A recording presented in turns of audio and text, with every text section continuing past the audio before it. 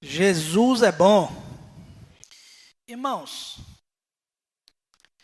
Deus tem nos falado sobre arrependimento. E que arrependimento não é algo que acontece só na nossa conversão, mas é algo para a vida inteira, amém? É base de doutrina. A grande verdade é que nós somos novas criaturas, temos aí o Espírito Santo morando em nós, Deus morando em nós, através do seu Espírito Santo, e com isso há inúmeras promessas de Deus, que como disse 2 Pedro, no capítulo 1, que por essas promessas nos tornamos participantes da natureza divina, porque a promessa, ela demanda fé. Ela gera fé, porque fiel é aquele que prometeu. E o justo vive de quê? Ele vive da fé. Ele vive de crer nas coisas que Deus falou. E também a Bíblia diz que o justo vive por elas. Ou seja, eu decido, eu defino as coisas, os conceitos, a noção de certo e errado, tudo eu defino a partir da fé que eu tenho. Se a minha fé é viva, atuante, praticante, então eu vou andar conforme aquilo que eu creio. Se eu não ando conforme aquilo que eu creio, eu sou reprovado. Isso tudo não vem de vós, é dom de Deus, é fruto de uma ação de Deus na vida da gente. A Bíblia diz que todas as coisas necessárias para a vida e para a piedade o Senhor nos deu. Olha só, irmãos, que coisa tremenda, quanta riqueza está envolvida nesse processo. Que Paulo aos Efésios, no capítulo 1, ele vai orar para que nós tenhamos revelação.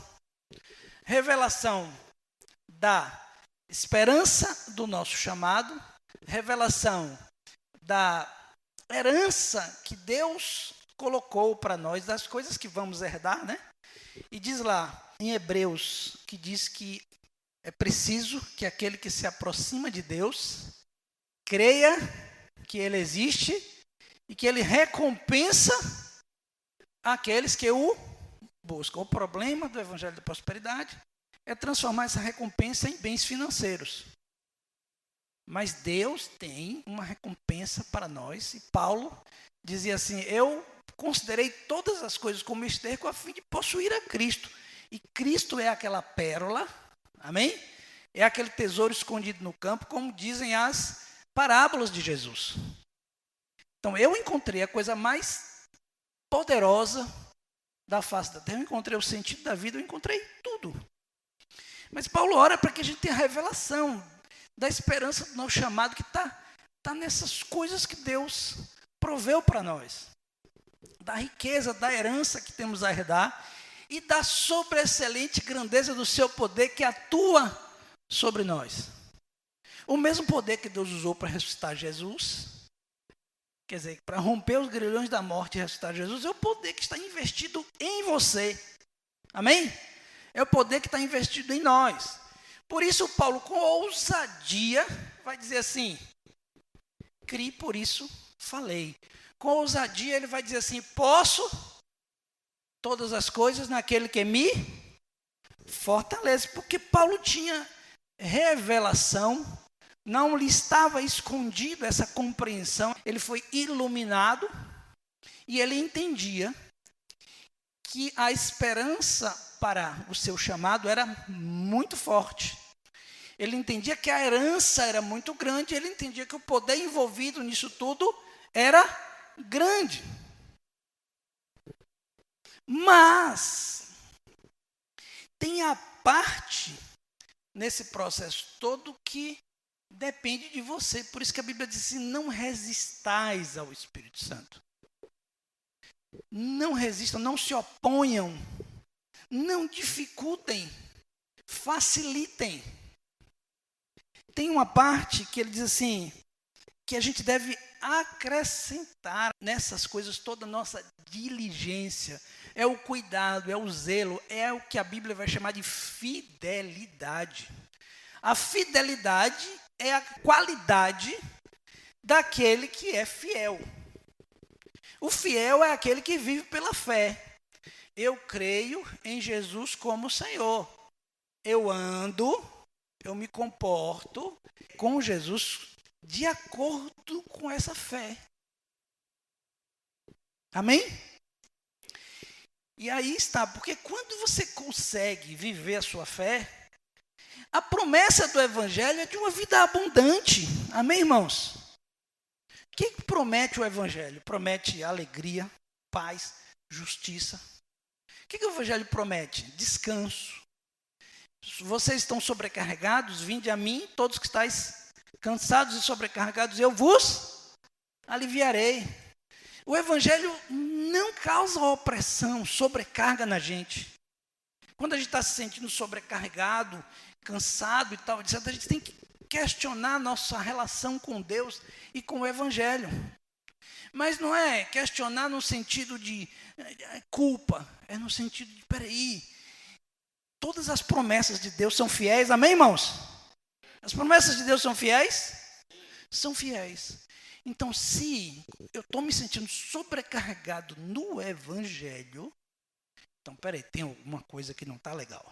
Eu preciso recompor isso aqui, tá? E assim, dentro desse entendimento de que se a gente está sentindo essas coisas, tem alguma coisa a ser corrigida, então Deus vem nos falando sobre arrependimento, Deus vem nos dizendo assim, que Ele tem muita coisa para fazer em nós. Que Ele tem muita coisa para fazer na vida de Patrícia. Na vida de Carol. A promessa da Escritura é de uma vida abundante. Vida abundante significa muita vida. Muita vida. E aí não sou eu que estou dizendo isso. Quantos concordam comigo que é a Escritura que diz isso? Amém? É a Bíblia que diz isso. Bom, e aí quando a gente para perguntar por que algumas coisas não estão acontecendo no nosso meio, e a gente só tem uma resposta. Que coisas não estão acontecendo na vida de Gustavo por causa de Gustavo. Coisas não estão acontecendo na vida de Vini por causa de Vini. Coisas não estão acontecendo na vida de Claudevan por causa de Claudevan. Por causa de Henrique. Que as coisas não estão acontecendo na sua vida por causa de você. São as nossas limitações, são as nossas dificuldades, são os nossos embaralhos. Aí a gente dá de cara com o nosso ego. E a gente relembra uma coisa que Van Beek dizia assim. Ele chegou num retiro de pastores, como pastor do Brasil inteiro, ele pegou uma foto e mostrou assim, dizia assim, este é o meu maior inimigo. Era ele mesmo. É o orgulho que habita em você ainda. O orgulho que levou Eva a querer ser igual a Deus, e ela, querendo ser igual a Deus, ela ousou desobedecer a Deus, ela foi enganada, seduzida por um desejo de ser grande. E acabou se quebrando e quebrando todo mundo. E a gente entende que por trás de todo pecado tem o orgulho. E quando fomos transformados em novas criaturas, irmãos, nos foi concedida uma condição onde é possível eu vencer o pecado. E diz assim, fostes libertos do pecado e fostes feitos servos da justiça. Eu mudei de governo. Eu mudei de senhor. O meu senhor antes era a minha carne e eu estava servindo aos deuses desse mundo. Mas quando eu fui transportado para o reino do Filho do seu amor, agora eu chamo Jesus de Senhor. Eu entreguei minha vida a Ele para viver uma vida de completa confiança nele. Amém? E aí é onde o arrependimento da primeira conversão entra. Porque o arrependimento ali da conversão é: eu entreguei minha vida debaixo do governo de Deus e estou agora confiando nele, entendendo que o mais ele fará. De todas as coisas que eu necessito, agora Deus é o meu supridor, o Senhor é o meu pastor e nada me faltará. Deitar-me faz em verdes pastos, guia-me mansamente às águas tranquilas, porque eu sou uma ovelhinha em suas mãos, e ele vai me conduzir, e o seu pastoreio é o que me dá vida. E daí o relacionamento com Jesus se torna para mim algo, para você, para nós, algo indispensável, algo do qual eu dependo para viver, algo do qual, se eu não tiver, eu morro. Eu morro porque daí eu começo a esfriar na minha relação com Deus e a minha lâmpada começa a apagar e os pecados começam a retornar. E eu começo então a tropeçar em coisas, a ser derrotado, a ser vencido. A Bíblia diz que o diabo, o nosso adversário, anda em derredor, rugindo como leão, buscando a quem possa tragar. Eu conversava com um discípulo, que não é meu discípulo, mas um discípulo de um outro irmão, de outra cidade. Conversando com ele está passando um momento muito difícil, e eu disse assim: não ignore que o diabo, nosso adversário, nosso opositor, anda ao teu redor. E que o diabo, ele foi um anjo, ele é um anjo. Segundo Hebreus, os anjos foram criados para ministrar aos homens, ou seja, eles comunicam conosco. Tanto que Daniel, né? O anjo não veio trazer a mensagem para ele. E que agora ele faz oposição direta a Deus, oposição ferrenha, feroz a Deus, e ele quer fazer de tudo para danificar a obra de Deus na sua vida. Esse é o único objetivo hoje da existência do diabo. E ele vai, zoar no seu ouvido para confundir, para fazer com que a lâmpada apague cada vez mais. E que você vai entrando de novo em escuridão. Porque assim não tirou das trevas para a luz, não é? Alguém apaga aí essas luzes. Apaga todas. Apagando as luzes. Aqui ainda tem algumas luzes acesas, a gente enxerga alguma coisa, mas vai apagando e a gente vai enxergando cada vez menos. E daqui a pouco, para sair daqui, está tão escuro que eu preciso ir tateando com as mãos assim, e tateando com as mãos até poder encontrar a saída. E talvez eu não encontre, talvez eu encontre aqui porque... Já pode voltar ligando, viu? Obrigado, querido. Então, o que acontece? Quando eu sou tirado das trevas para a luz, eu sou iluminado, amém, irmãos? Mas quando o diabo vai apagando minha lâmpada, vai me causando complicações de entendimento, e a lâmpada vai se apagando, e aquilo que é a minha vida a torneira vai fechando, e de repente eu não tenho mais graça, eu não tenho mais poder, eu não tenho mais entendimento e compreensão. Os pecados começam a entrar porque eles ainda estão aqui. Aí vem impureza, aí vem mentira, aí vem orgulho. Orgulho, eu costumo dizer que nem capim, né?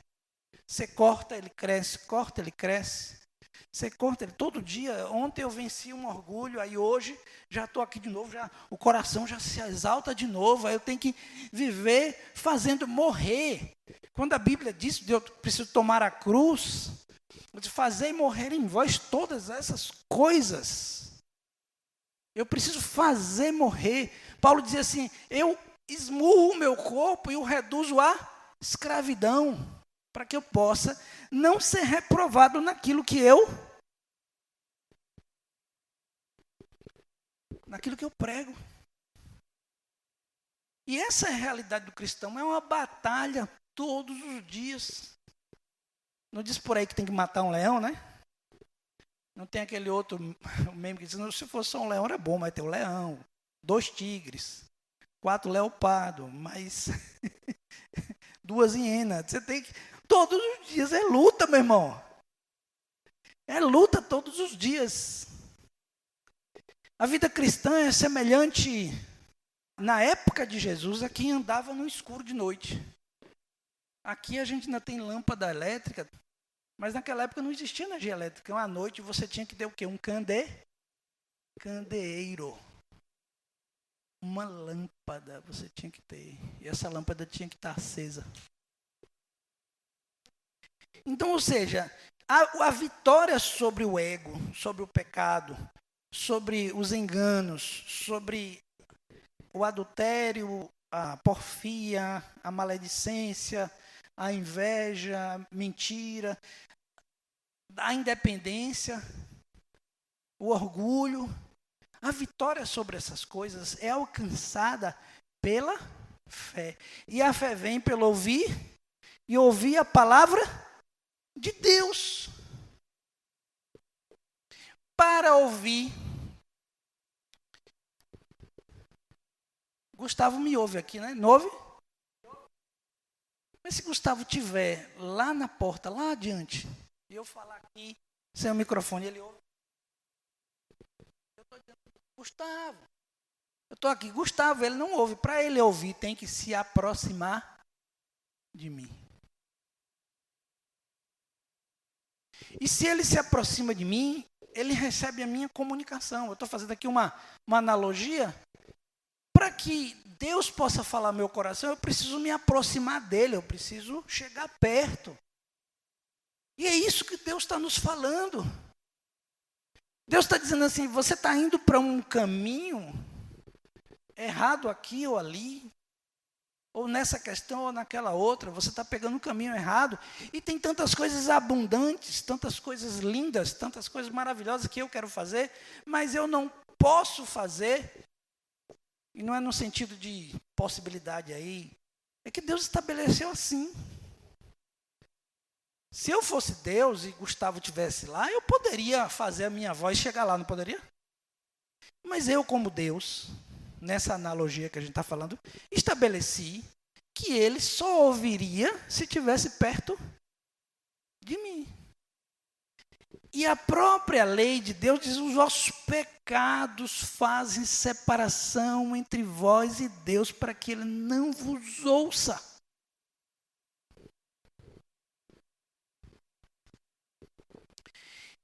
Irmãos, e aí você vai entender certos tipos de sofrimento que você tem, certos tipos de complicações que você tem, que são resultados do pecado. Bom, aí nesse contexto, Deus vem nos falando assim, se aproximem de mim, cheguem perto, porque eu tenho uma obra para fazer. Tem muita coisa que Deus já quis fazer na vida de Valdemir, mas não fez. Não fez na vida de Thaís. Talvez porque Thaís só pensa em fazer bolo. Talvez porque eu só penso em restaurar dente. Talvez porque os nossos projetos não nos levam para perto de Deus. As nossas decisões não nos levem para perto dele. As nossas decisões nos afastam de uma comunhão, de uma vida mais plena, mais ampla com Deus. E Deus vem nos esclarecendo, irmãos, que o arrependimento, ele não é só para a conversão, mas é para o dia a dia do discípulo. Por isso que a palavra diz assim, examinai-vos a vós mesmos, para saber se vocês estão em Deus. Examinai os vossos caminhos, escrutinai os vossos caminhos, à luz da comunhão com Deus. A Bíblia diz que é o Espírito Santo que vem trazer consciência de pecado, ele convence de pecado, ele argue na sua consciência. Agora, ele precisa encontrar em você uma terra boa. Lá em Mateus fala da semente em 4 terras. A semente foi lançada à beira do caminho. E essa semente não frutificou, porque o diabo foi e roubou a semente.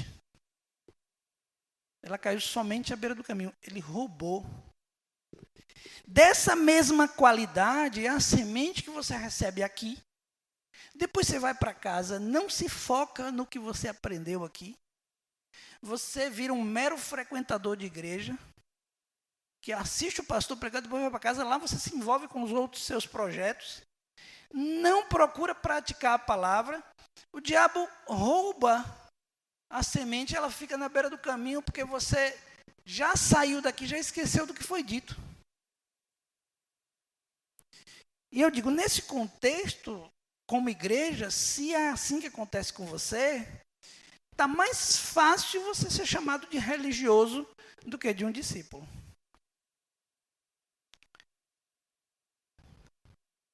Como eu posso, então, evitar essa tendência? É praticar a palavra de Cristo. Aquilo que eu aprendi aqui, eu estou anotando e eu vou transformar essas coisas em prática durante a semana. A outra semente caiu entre espinhos.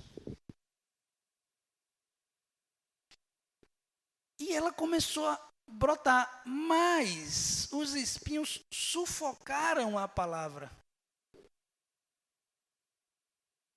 E a planta não consegue, então, frutificar, porque ela está sufocada. E aí Jesus vai explicar essa parábola dizendo que esses espinhos são os cuidados dessa vida. E esses espinhos mostram que a pessoa não pegou o facão para cortar os espinhos. Não desembaraçou, não cortou as coisas, não priorizou as coisas de Deus. Então, ele vai ficar sufocado e não vai conseguir dar fruto para Deus. Uma outra semente caiu entre as pedras. E começou a crescer a plantinha, mas quando veio o sol, presta atenção, porque o sol são as tribulações e as dificuldades. Quem ficou debaixo do sol aqui sabe que o sol tem determinada hora começa a arder, né? E começa a fazer reação no corpo da gente. O que acontece com a planta que cresce entre as pedras? Ela não cria raiz profunda. Ela não forma fundamento. Ela não tem base. E quando o sol vem a chuva. Eu pergunto, a chuva consegue carregar, tirar uma planta que tem raiz profunda? Não. O sol consegue matar uma planta que tem raiz profunda? Não. Mas o sol consegue matar uma planta que tem raiz pequena. A chuva consegue carregar, a enxurrada consegue carregar uma planta que tem raiz pequena, que não tem fundamento. Como é que a planta reage, irmãos? Quando a planta cresce, vai crescendo, que tem raiz profunda, que bate o sol, a raiz, ela se aprofunda, a planta começa a reagir, e a raiz se aprofunda para buscar água lá embaixo. E tem algumas plantas que fazem assim com a raiz, para buscar água até no lugar. Ela vai procurando um terreno mais. Árvores que vivem perto de rios, elas estendem suas raízes aos ribeiros de água. Isso vocês lembram alguma coisa? Lembra algum texto? Salmo 1. Bem-aventurado o varão, que não anda segundo o conselho dos ímpios, não se detém no caminho dos pecadores, nem se assenta na roda, antes tem o seu prazer na lei do Senhor, e na sua lei medita de dia e de noite. ele assim será como a árvore plantada junto a ribeiros de águas, cujas folhas não caem. E no ano de sequidão não deixa de dar o seu fruto. Por quê? Porque a árvore, ela estende a sua raiz até os ribeiros e busca água de lá. Guardem isso.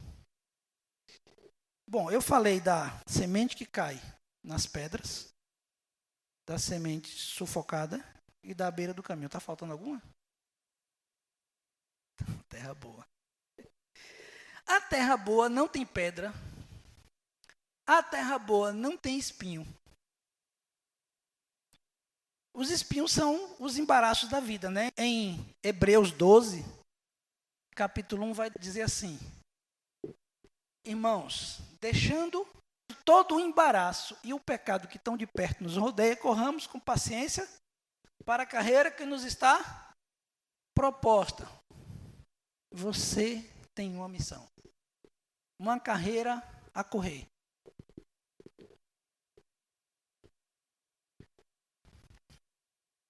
Que não é a de design gráfico, que não é a de contador, que não é a de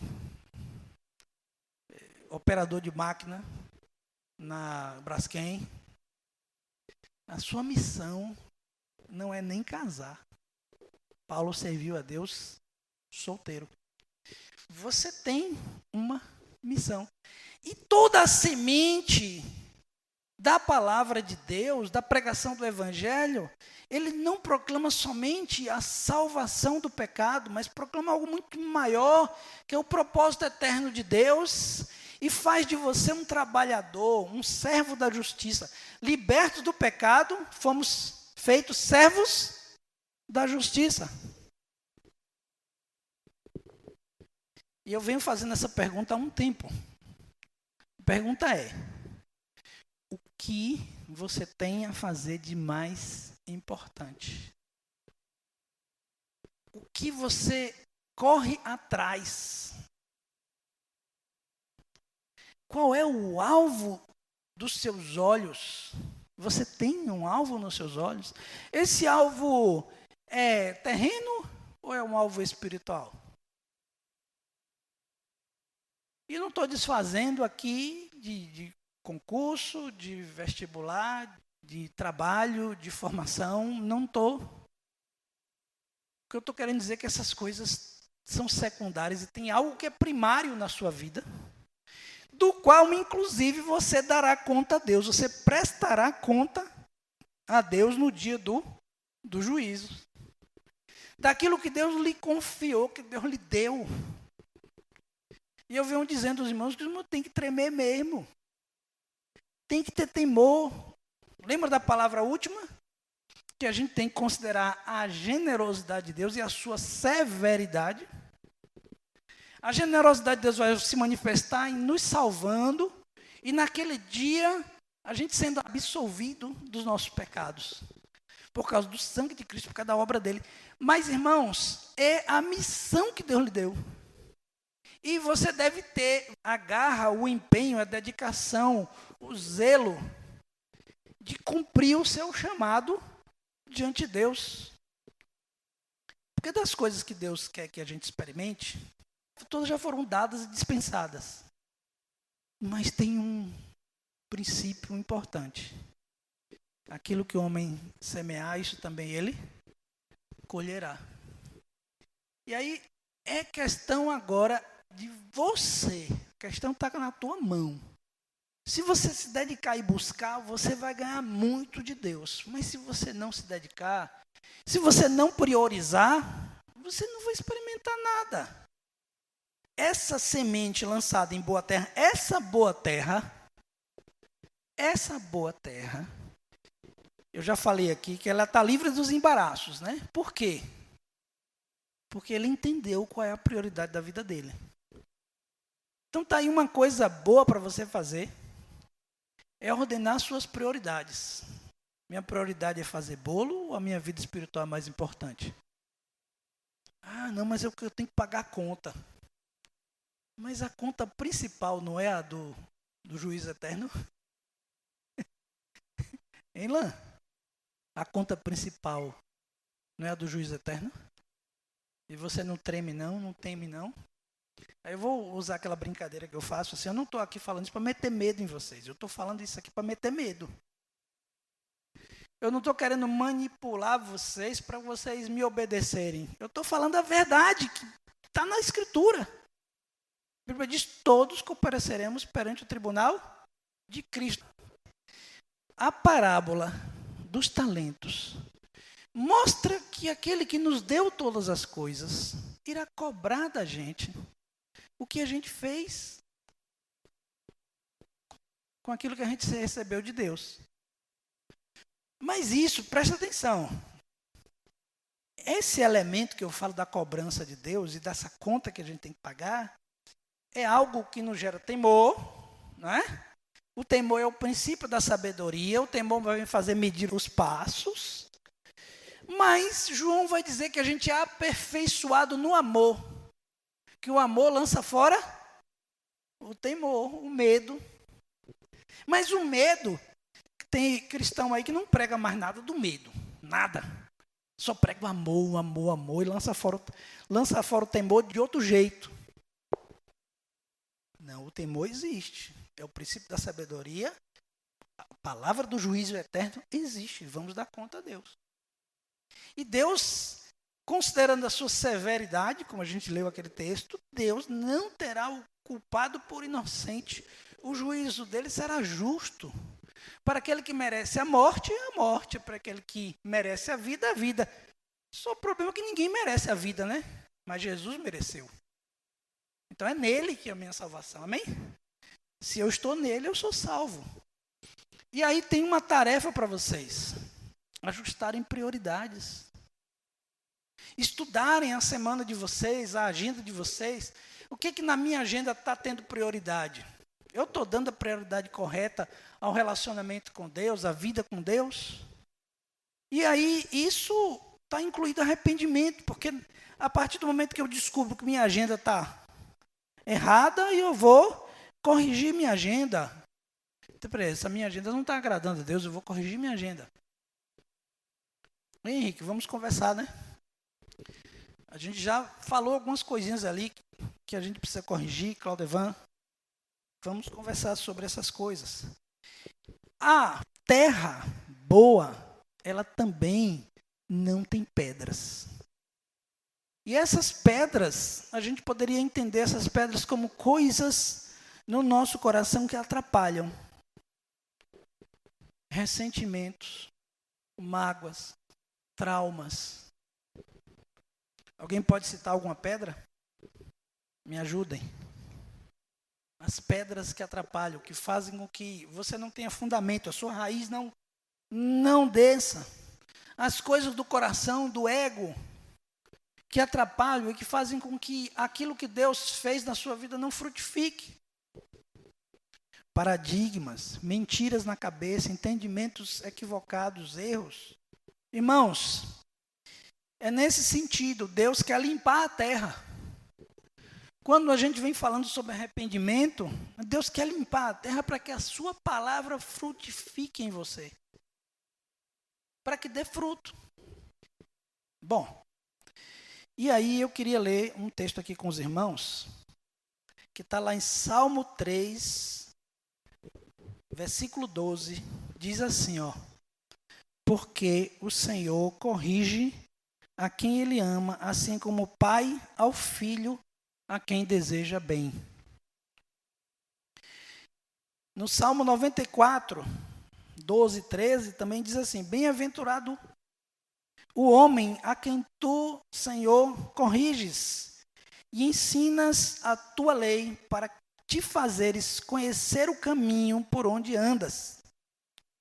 Porque a tua correção, ó Senhor, dá-me paz e no teu caminho eu tenho esperança. Veja que texto rico, irmãos. Salmo 94, 12. Na outra tradução diz assim, como é feliz o homem quem disciplinas, Senhor, aquele a quem ensinas a tua lei. tranquilo, enfrentará os dias maus, enquanto para os ímpios uma cova se abrirá. Quem quer ser bem-aventurado? Bem-aventurado aqui é o homem que é corrigido por Deus. Por isso você vai ver lá, em outro texto que alguém procura aí, vai dizer assim, não desanimes quando por ele for repreendido. Pelo contrário, se arrepende. O caminho que a gente tem que tomar quando descobre que ele está errado não é ficar em loop de culpa, ficar se culpando, a culpa significa a responsabilidade nossa em ter errado. Mas o Senhor abriu um caminho, amém, irmãos? Abriu um caminho para arrependimento através de seu sangue, amém? Olha só que bênção, bem-aventurado o homem a quem o Senhor corrige. Hebreus 12, 5. Agora, Filho meu, não despreze a correção do Senhor, nem se desanime quando por ele for repreendido. agora vamos lá para Provérbios, capítulo 3, de 11 a 12. Veja que esse texto também está lá em Hebreus, tá?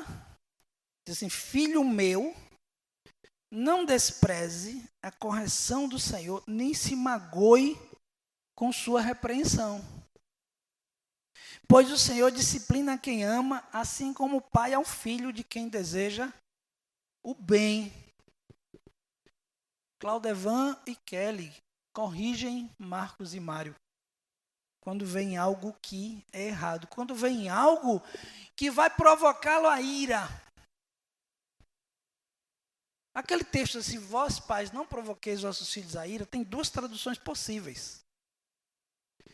Tem não irrite seu filho, alguns tradutores colocam assim, mas essa palavra ira também é usada para o dia da ira do Senhor.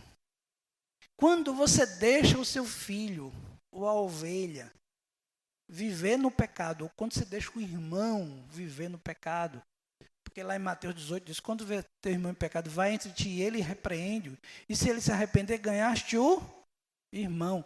Deixar de corrigir é provocá-lo a ira. Quer ver outro texto similar? A Bíblia diz que aquele que repudia sua mulher a expõe a adultério.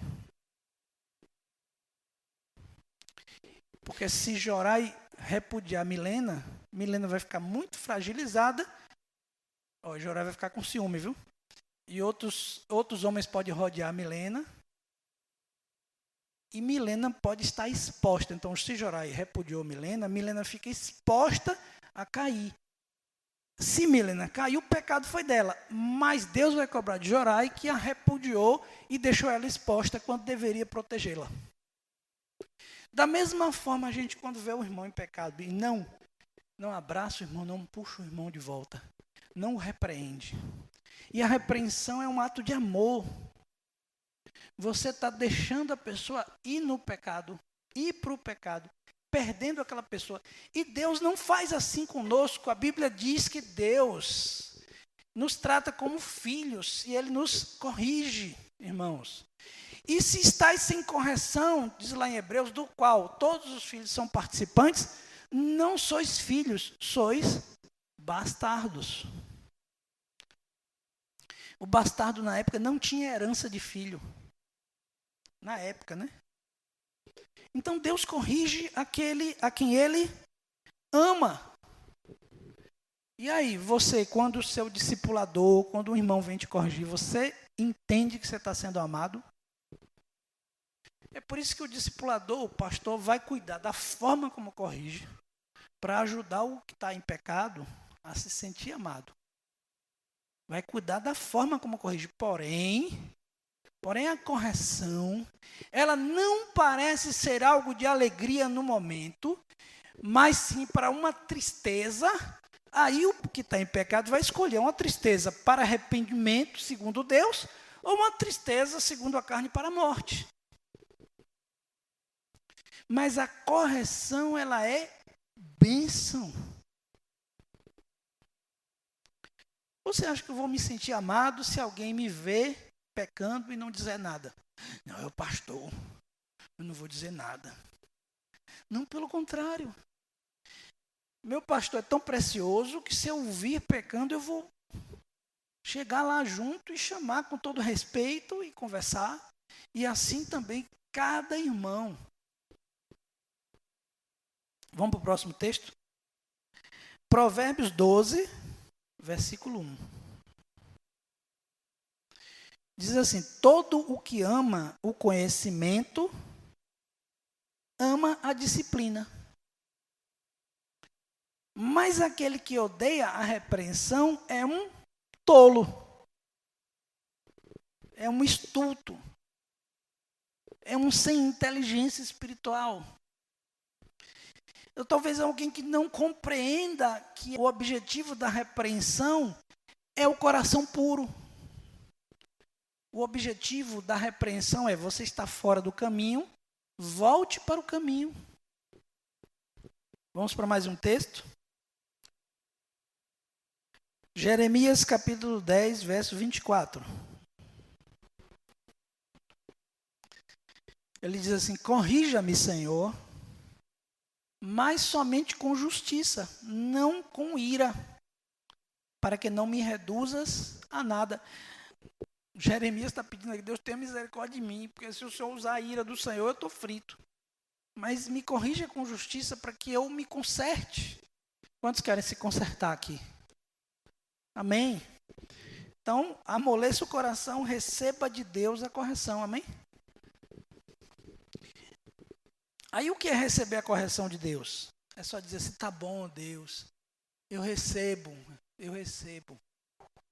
Fé sem obra é morta. Eu recebo a correção e vou agir de acordo com o que a gente ensinou sobre arrependimento. Eu vou construir um caminho reto para os meus pés. Eu vou confessar os meus pecados. Eu vou pedir ajuda a irmãos que me ajudem a construir aquele caminho reto. E quando a gente está construindo esses caminhos retos, os nossos olhos estão naquela vida abundante que eu falei aqui no começo, lembra? Você corrige esse lã com a esperança: rapaz, olha, se eu me corrigir aqui, rapaz, eu vou estar mais perto de Deus e isso vai ser bênção, porque todas as promessas dele são fiéis. E eu vou me corrigir porque Deus é fiel e eu vou experimentar muitas coisas boas. Amém, irmãos? Vamos mais adiante. Apocalipse, capítulo 3, verso 19. Olha o que diz: eu repreendo e disciplino aqueles a quem eu amo. Por isso seja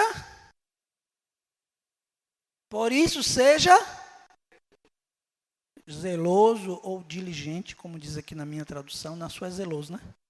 Por isso seja zeloso e arrependa-te. Eis que estou à porta e bato. Se alguém ouvir a minha voz e abrir a porta, entrarei e cearei com ele, e ele comigo. Veja só, diz: o Senhor repreende aquele que eu amo, por isso seja diligente e se arrependa. Tem uma ceia para você comer comigo. Se você não se arrepender, não vai fazer parte dessa ceia. Então você veja o quanto valioso é a gente se arrepender. O quanto isso deve fazer parte da vida cristã. Ele diz: ao vencedor darei o direito de sentar-me comigo em meu trono, assim como eu também venci, sentei-me com meu Pai no seu trono. Aquele que tem ouvidos, ouça o que o Espírito diz às igrejas. Irmãos, que verdades tremendas, hein? Que coisa! O problema, porque assim, Deus fez a sua obra perfeita. O problema é você. O problema sou eu. O problema é a gente, que às vezes, muitas vezes, não somos diligentes. Você já viu quando os carros da polícia saem em diligência? Quando a polícia sai com seus carros em diligência, significa que ela está focado em resolver aquele problema e que nada vai interromper. Ah, saiu em diligência. Então ela vai direto resolver aquele problema e aí nada pode interromper a polícia enquanto ela estiver resolvendo aquilo ali. Por isso, deixe o nome de diligência. Seja diligente. Vamos para mais um texto. Agora é o texto principal de Hebreus 12. Hebreus 12, 5-11. E já vos esqueceste da exortação que como a filho vos dirige, filho meu, não menosprezes a correção do Senhor, nem desmais quando por eles fores reprovados. Porque o Senhor nos reprova para que haja arrependimento, para que a gente seja aprovado. Deus não te reprova para te excluir, ou para te desprezar, ou para te jogar fora. O que vai jogar fora é a sua mentira, é o seu orgulho, é o seu adultério, é o seu engano, é a sua impureza. O que vai te jogar fora é o seu pecado, a sua independência, a rebeldia. É o querer ser dono do nariz. Então, quando Deus chega para Carol ou para Juju e diz, Juju, você está errada. É que Deus está vendo que o seu pecado vai te detonar. Ele está ali para a sua salvação. Porque Ele te ama. Deus corrige a todo aquele que Ele ama. Amém, irmãos? Então Deus vai dizer, Juju, você está errando. Aí Juju vai ficar, ah, meu Deus, eu fui corrigida. Ah, eu fui repreendida. Ah. Não, Juju vai fazer o quê? Senhor, vai fazer como Zaqueu, Senhor, se em alguma coisa eu defraudei alguém, eu vou devolver 5 vezes mais. A prontidão de Zaqueu em resolver aquele negócio. E aí, como consequência disso, ele se tornou-se amigo de Jesus e passou a andar com Jesus. Olha que tem coisa melhor, Claudevan. Veja o que você está perdendo com seus pecados. Será que você tem revelação disso? O Espírito Santo quer te revelar. Mas veja o que você tem de vida quando você se arrepende, que é a aproximação de Jesus e fazer como Maria e estar recebendo dele coisas maravilhosas. Vida e vida em abundância. E alegria, uma alegria que o mundo não pode dar. A verdadeira felicidade está no relacionamento do homem com Deus. Amém, irmãos? Bom, agora, eu quero dizer outra coisa para vocês. Deus trata você como filho. Não foste comprado com prata nem ouro, mas fostes comprados da vossa maneira vã de viver, que por tradição vocês receberam dos vossos pais, fostes comprados com sangue. Fostes comprados com um sacrifício vivo do próprio Criador do universo, que se fez homem, Valdemir, e veio viver entre nós. O sacrifício de Deus enviando seu Filho, o maior amor do mundo. Tanto você não devia, a gente não devia, esse negócio é tão grande, que a gente não devia ter carência nenhuma, sabe? Ah, eu sou carente. A gente não devia ter carência nenhuma se a gente meditasse e vivesse assim amplamente esse amor de Deus, que inclusive lança fora o medo. O temor realmente é o princípio da sabedoria, mas quando eu entendo o quanto Deus me amou, esse temor vai ficando de lado e diz assim, eu temo, mas eu tenho um Deus que me ama e que fez tudo isso para me salvar. Então eu me agarro com Ele e diz assim, nele estou seguro, como a gente cantou aqui no começo, seguro eu estou nos braços daquele que nunca me deixou, Ele é fiel. Aí tá, que não é, você não vai ser feliz por causa de uma mulher, por causa de um marido, uma esposa, por causa de filho, por causa de dinheiro, por causa de... Não é isso que vai trazer a sua felicidade vai ser trazida pela seu relacionamento com Deus e a vida com Deus. Se você tiver entendimento, compreensão, revelação dessas coisas. Amém? E eu tenho tido a convicção, e está na Escritura isso, de que Deus vai nos corrigir. E existe um ditado popular, não está na Bíblia exatamente assim, mas faz muito sentido, que diz assim: você vai ser trazido por amor ou pela dor. Pelo amor, eu quero descrever aqui para vocês como é isso. Pelo amor é assim: você recebe a palavra de Deus, e aí você entende a verdade de Deus, e você toma a decisão. Diz: eu vou corrigir minha vida, eu vou corrigir. Eu vou me quebrantar, eu vou buscar a Deus, eu vou ordenar minha vida, eu vou cumprir a minha missão e tal. E você toma decisões e busca ajuda e corre atrás, e você é diligente. Ou vai ser por amor ou pela dor. Sobre essa questão da dor, queria que os irmãos lembrassem assim, ó.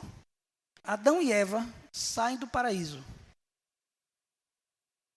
E o que é que Deus diz para Adão? A partir de agora, do suor do teu rosto ganharás o teu pão. Daí vem a palavra labuta, de labutare, do latim labutare, mas que vem de outro termo grego que eu não lembro agora, mas luta. Ou seja, a terra não dará fruto mais com facilidade. O trabalho se torna algo necessário para você. A dor se torna algo necessário para você. Assim também, a mulher, Deus diz o quê? Darás à luz com dores. Você, mulher, já deu graças a Deus na sua menstruação, na sua TPM, nas suas cólicas? Você entende que essas dores estão formando você como mais resistente? Por isso que a mulher é mais resistente que o homem em algumas questões. Você já entendeu que essa dor faz parte de um projeto de Deus para a sua salvação? Como é que fica você quando você está com dor? Você murmura? Fica xingando a cólica? Mas aí quando você entende que aquilo, Deus planejou aquilo ali para a tua salvação, para teu treinamento, porque o teu coração é duro, o coração do homem é duro e Deus quer amolecer, aí você, glória a Deus por essas dores, porque elas formam em mim o caráter de Cristo. Os homens têm que batalhar, do suor do rosto ganhar o pão. Como é que é você? Você é daquele tipo no trabalho que diz: oh, ainda é terça-feira, pô, tem que trabalhar até sexta. E quando vem sexta, sextou. Não estou dizendo que é errado se alegrar porque sextou. No meu caso, e no caso da gente, sextou vai ter grupo caseiro, vou estar com os irmãos, ou bênção e tal. Eu vou descansar um pouquinho também, né? Mas eu vou estar com os irmãos, então fim de semana, ótimo. Mas tem cristão achando que trabalhar é uma escravidão. Mas dentro do entendimento cristão, o trabalho é bênção. E as dores relacionadas ao trabalho são bênçãos. E aqui, eu queria ler mais alguns textos com os irmãos para a gente entender isso. Ó. Tiago 1:2 até o versículo 4 diz assim: Meus irmãos, tende grande alegria quando enfrentardes várias tentações, sabendo que a prova da vossa fé opera paciência. Tenha, porém, a paciência sua obra perfeita, para que sejais perfeitos e completos, sem faltar em coisa alguma. Tende alegria quando passardes por várias, sabendo que a provação da fé produz paciência, o que mais? E tem a sua obra completa.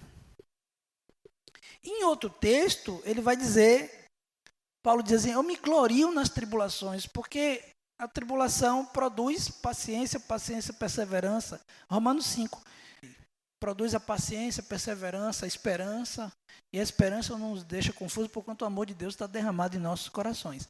Irmãos, a tribulação, a dificuldade, elas são Deus infligindo dor na gente para nosso quebrantamento, para que a fé seja provada como o ouro é provado pelo fogo. E aí eu vou dizendo a vocês, Deus vai corrigir, porque Ele ama a gente. Vai ser pelo amor ou pela dor. Que terra você é? Como é que está teu coração? Agora, não desmaiem, não desanime diante dos questionamentos. Pelo contrário, examinem a vocês mesmos, queiram fazer isso. Por quê? Bota o olho lá nas recompensas de Deus. Você confia em Deus? Nas coisas que Deus quer fazer na tua vida que são boas. Que Deus quer o teu bem. Mas sabendo tu que o pecado vai te levar para o inferno, que o pecado vai te privar da graça de Deus, que o pecado vai te privar das coisas boas, das revelações, vai apagar a sua lâmpada, vai fazer você voltar a ser escravo do pecado, a viver em escravidão novamente, a debaixo de um jugo mundano, de um jugo da carne. Então o arrependimento é bênção demais. As provações, as dificuldades, eu sei de gente aí que bateu o carro que quase perde. Valdemir bateu, a filha bateu o carro. Não contribui isso para a santificação dele? Não deveria ter acontecido, mas aconteceu. E agora? O que ele tem que fazer? Deus deu o carro, Deus tomou, Deus aconteceu. Foi o que Jó disse. Que essa tribulação sirva para a sua santificação e não para pecado. E não para murmuração. Aí vai se endividar para pagar o carro, claro, né? Vai ter que fazer dívida. Aí começa a faltar encontro. Aí não, porque eu tenho que trabalhar para pagar minhas contas, porque não sei o que. Aí a coisa vai virando uma bola de neve e vai. O que mais importante vocês têm a fazer na vida? A vida com Deus, não é não? Pelo contrário, bateu o carro agora, bateu o carro que sirva de despertamento. Eita, rapaz, de repente eu vou examinar a minha vida aqui, porque minha vida estava fraca com Deus também. Deus vai usar as circunstâncias, as situações para quebrar você, para que você o busque mais. Eu já ouvi de alguns dizendo assim, quando acontece uma situação difícil, a pessoa se chateia, né? Ao invés de ir para perto de Deus, para buscar o socorro de Deus, não, fica com raiva de Deus. Estou chateado com Deus, aí vai para longe, ao invés de buscar ajuda nele. Né? Às vezes acontece esse efeito, e é importante que a gente tenha em mente que as coisas nos acontecem, né? Todas as coisas, né, ali, ó, sabemos que todas as coisas cooperam para o bem daqueles que amam a Deus. Então Deus, ele está vendo assim, ó, você está se perdendo, você está indo para ali. Então o que é que ele faz? Ele permite que coisas aconteçam para que a gente volte para Deus, né? Se volte para Deus. O exemplo daquela ovelhinha, né, que fica o tempo todo saindo do meio do rebanho, aí vai lá, o pastor quebra a pata dela, então, ovelhinha, aqui é mais seguro, venha para cá. Então Deus faz isso com a gente, né? Muitas vezes. Olha só, bem lembrado aí, Henrique. Tem aquela figura da ovelhinha, né, que o pastor vai lá, tira ele do perigo, ele vai e se mete em perigo de novo. Ele tira do perigo e se mete. Tem uma hora que o pastor só tem um jeito, é quebrar a pata da ovelha para ela não andar mais. Para ela não se perder. Então Deus vai corrigir você. Não significa que todas as coisas são porque... bateu o carro é porque eu estava em pecado. Não é isso. Mas você tem um coração duro, Valdemir. Como eu também tenho. Nós temos. Então as coisas acontecem, as dificuldades vêm. Deus vai fazer com que elas contribuam para o bem daqueles que amam a Deus.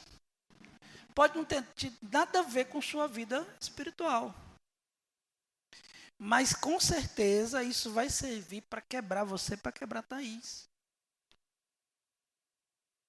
Tem um texto que diz assim: para que ele saiba que nem só de pão vive o homem, mas de toda palavra que sai da boca de Deus. Aí está em Deuteronômio 8. Deus leva o povo para o deserto, para o povo sofrer, para o povo, através do sofrimento, entender que o povo não vive de outra coisa senão da palavra de Deus. Não só de pão viverá o homem, mas de toda palavra que sai da boca de Deus. Exatamente. Então, assim, glória a Deus pelas dificuldades e lutas e tribulações, porque elas... A gente vai agora para o texto de 1 Pedro. Convém que a nossa fé seja provada como ouro. É provado pelo fogo. Bendito seja o Deus de nosso Senhor Jesus Cristo, conforme sua grande misericórdia, nos regenerou para uma esperança viva por meio da ressurreição de Jesus Cristo dentre os mortos. Resumiu o que eu falei aqui no começo. Para uma herança que jamais poderá perecer, macular-se ou perder o seu valor, uma herança que está guardada nos céus para nós. Amém? E em esperança nos movemos e em esperança vivemos. Deus tem muita coisa para nos dar, irmãos.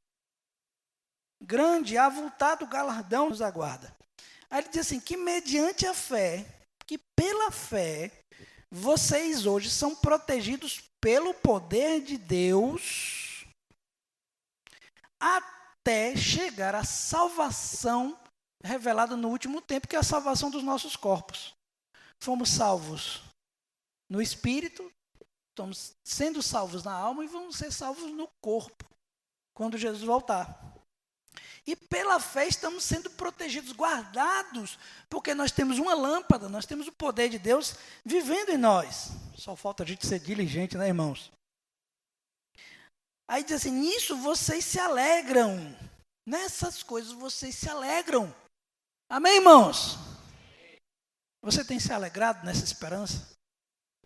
Ainda que agora, por um pouco de tempo, devam ser entristecidos por todo tipo de provação.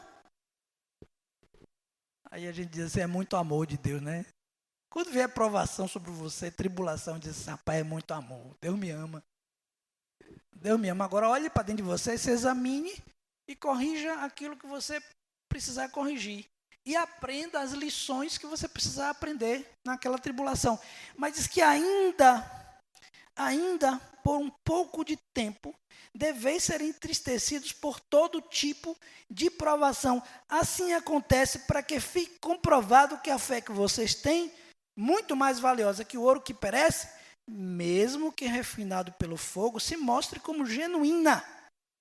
E isso resultará em louvor, honra e glória quando Jesus Cristo for revelado. Quantos querem ser semelhantes a Jesus? Lembram de uma frase que eu dizia assim, que o reino de Deus não é um reino de facilidades. É um reino de possibilidades. Quando a gente faz o reino de Deus um reino de facilidades, é quando a gente dilui o evangelho. E dilui o evangelho, tira os mandamentos de Jesus, tira as coisas, para a coisa ficar levinha, sabe? Leveza, para você ficar confortável. Porque aí a gente vai estar, como Tozer dizia, entretendo bodes. Mas não, o evangelho é para ovelha. A gente não alivia o evangelho. Pelo contrário. O evangelho é aquilo que Jesus ensinou. Mas ele é cheio de poder e vida, irmãos. Amém? É cheio de poder e vida e você pode. Você pode. E aí eu quero dizer para você que tem uma ação sobrenatural de Deus na nossa vida, a começar de mim, e que Deus vai nos corrigir, seja pelo amor ou pela dor. Pelo amor é quando você ouve a palavra aqui e prontamente você diz, eu vou praticar essa semana, e a semana você se dedica. Porque aí, se você se dedica e pratica a palavra, a transformação acontece. Era melhor não ouvir essa palavra do que ouvindo não praticá-la. Hoje, essa palavra é assim, focando um outro aspecto, mas é a mesma palavra de quinzena passada. Dando enfoque na questão da correção. Promessa de Deus, vida com Deus, correção de Deus, tribulação, etc. Arrependimento está aí nesse meio. E tem tarefa para essa semana. Estabelecer prioridades. O que é mais importante na sua vida? E eu vou colocar lá no grupo um videozinho sobre estabelecer prioridades, né? Lembra do frasco com a pedras grandes, pedras pequenas, lembram disso? Você precisa tirar da sua vida coisas que te tiram de Deus e colocar coisas que te aproximam de Deus. Quais são as práticas mais importantes que nos aproximam de Deus? Oração, palavra, junto e ligamento. Básico, né? Você está praticando? Você procura ser discipulador, você se sujeita, você busca ajuda, você está pronto quando você é chamado? Porque a igreja é um instrumento de Deus para a sua edificação. É sabedoria de Deus para a sua edificação. Precisamos que essa palavra de hoje aqui vá para a prática na semana. Amém, irmãos? Esse é o plano da igreja. O trabalho vá para a prática através dos discipuladores. Amém? Vamos ficar em pé?